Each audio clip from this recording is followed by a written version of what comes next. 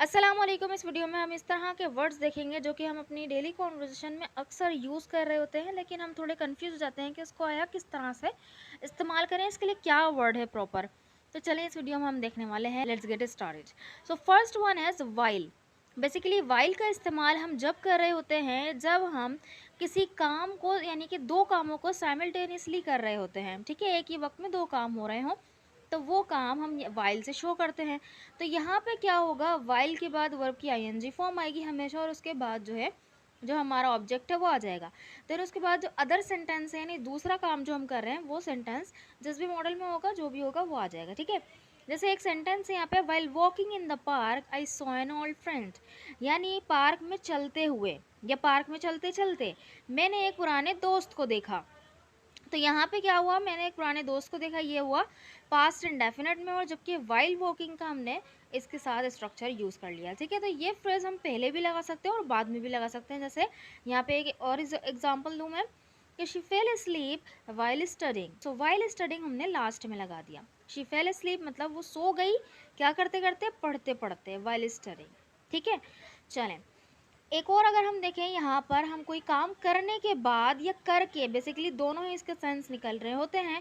तो यहाँ पे हम दो स्ट्रक्चर यूज़ कर सकते हैं। हैविंग के बाद वर्ब की थर्ड फॉर्म और ऑब्जेक्ट का यूज़ कर सकते हैं, या तो आफ्टर के बाद वर्ब की आईएनजी फॉर्म और ऑब्जेक्ट का यूज़ कर सकते हैं। ये दोनों ही जो है सेम सेंस देंगे। ठीक है, और फिर उसके बाद जो अदर सेंटेंस होगा वो आ जाएगा हमारा।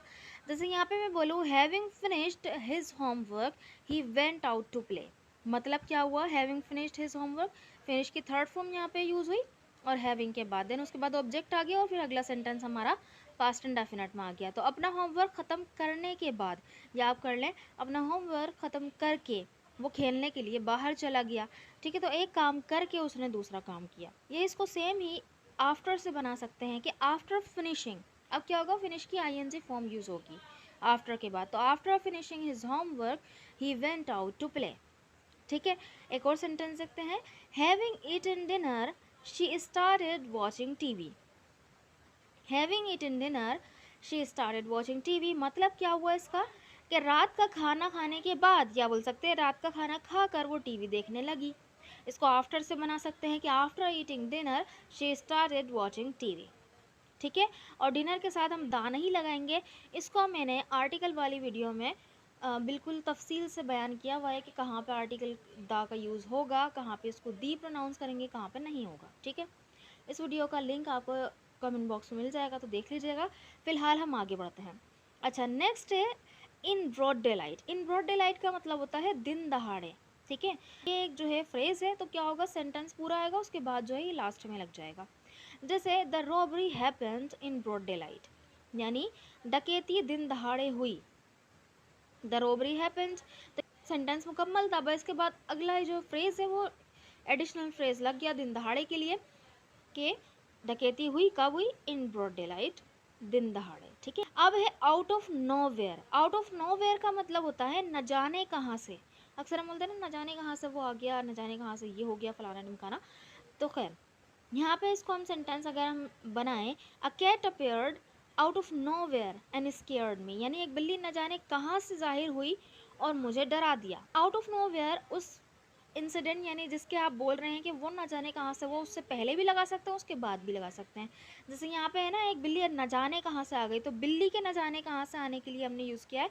इसलिए हमने क्या करा कि अ केट अपेयर्ड के बाद आउट ऑफ नोवेयर लगाई, या आप बोल रहे हैं out of nowhere a cat appeared. तो यानी कि जो है इसको शुरू में भी लगाया जा सकता है और आखिर में भी लगाया जा सकता है। एंड स्केयर्ड मी, ये तो नेक्स्ट हमारा फ्रेज आ गया कि उसने मुझे डरा दिया। नेक्स्ट है इन हैस्ट। इन हैस्ट का मतलब होता है जल्दी में, कोई काम जल्दी में आप करें। तो यहाँ पर जो है इन हैस्ट भी जो है, जैसे इन ब्रॉड डे लाइट का यूज़ किया, आउट ऑफ नोवेयर का यूज़ किया। बस ये कि आउट ऑफ नोवेयर शुरू में भी आ सकता है, लेकिन ये इन हैस्ट लास्ट में ही आएगा। जैसे यहाँ पे हम बोले कि she left the house in heist, मतलब वो जल्दी में घर से निकली। She left the house in heist. ठीक है, इसी तरह से don't make decisions in heist, जल्दी में फैसले मत करो। तो यहाँ पे भी क्या हुआ, लास्ट में सेंटेंस के लगाया। हमारा नेक्स्ट जो वर्ड्स हैं वो क्या है, एज फार एज। बेसिकली ये कंजंक्शन भी है, एज फार एज। ठीक है, जहाँ तक, जैसे as far as I know the meeting is tomorrow, यानी जहाँ तक मुझे मालूम है मीटिंग कल है। ठीक है। इसी तरह से as far as the weather is concerned is going to rain, तो जहाँ तक मौसम का ताल्लुक है बारिश होने वाली है। As far as the weather is concerned it's going rain, ठीक है। अच्छा, इसी तरह से नेक्स्ट है as long as. As long as का मतलब होता है जब तक, ठीक है। ये सेंटेंस के शुरू में भी आ सकता है, सेंटेंस के बीच में भी आ सकता है, जैसे आप करना चाहें। बेसिकली ये दो सेंटेंसेस को जोड़ने का काम कर रहा होता है। जैसे यहाँ पे है you can stay here as long as you want, ठीक है, यानी तुम जब तक चाहो यहाँ रह सकते हो। तो यू कैन स्टे हेयर तुम रह सकते हो, as long as you want जब तक चाहो। तो बेसिकली उसी सेंटेंस से ही शुरू में आएगा जिसके लिए हम जब तक का सेंस लगा रहे हैं, ठीक है। इसी तरह से एक और सेंटेंस यहाँ पे देखें, as long as you work hard you will succeed, जब तक तुम मेहनत करोगे तो कामयाब हो जाओगे, ठीक है। तो मेहनत करने के लिए जब तक आया तो इसी वजह से इससे ही पहले ये सेंटेंस लगा है, ठीक है। तो इसको हम ये ऐसे भी बना सकते हैं कि you will succeed as long as you work hard, ठीक है। अच्छा, नेक्स्ट है as soon as. As soon as का मतलब होता है जैसे ही, किसी भी काम के फ़ौरन बाद, जैसे ही। जैसे as soon as he arrived he started the meeting, जैसे ही वो पहुंचा, यानी उसके पहुंचने के बाद, उसके पहुंचने के ही लम्हे हमने मीटिंग शुरू कर दी।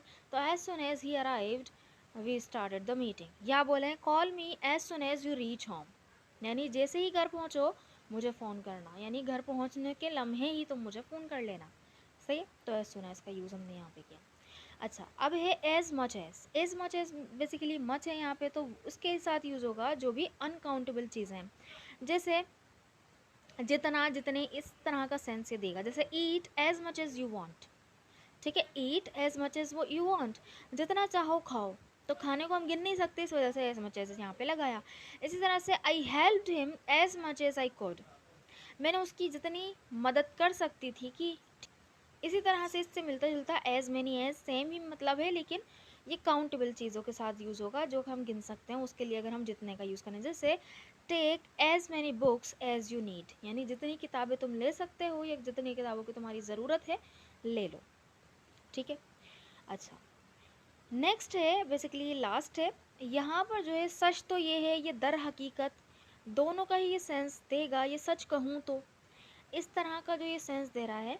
तो यहाँ पर आप जो है दो फ्रेजेस का यूज़ कर सकते हैं, as a matter of fact और जो है ट्रुथ बी टोल्ड, ठीक है। दोनों का ही यूज़ आप कर सकते हैं। जैसे यहाँ पे मैंने बोला as a matter of fact I was the one who suggested the idea, मतलब सच तो ये है मैं वो थी जिसने ये ख्याल पेश किया, या मैंने जिसने ये आइडिया दिया, ठीक है ना। या आप इसको बोल सकते हैं कि truth be told I was the one who suggested the idea. I hope कि आपको ये सारे फ्रेजेस समझ में आए होंगे। अगर आपको वीडियो अच्छी लगी है तो चैनल को ज़रूर सब्सक्राइब कर दीजिएगा, वीडियो को लाइक कर दीजिएगा। Thank you so much.